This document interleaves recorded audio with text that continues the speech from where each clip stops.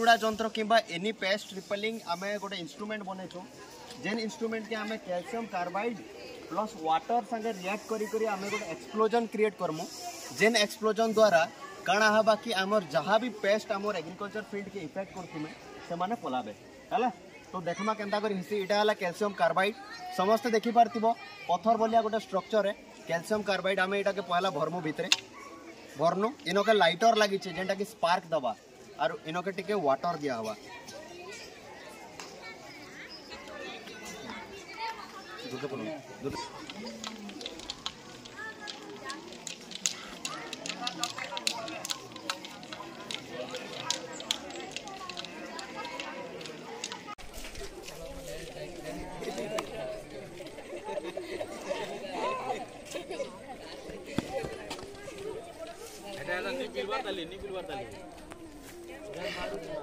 lock कल तो आटा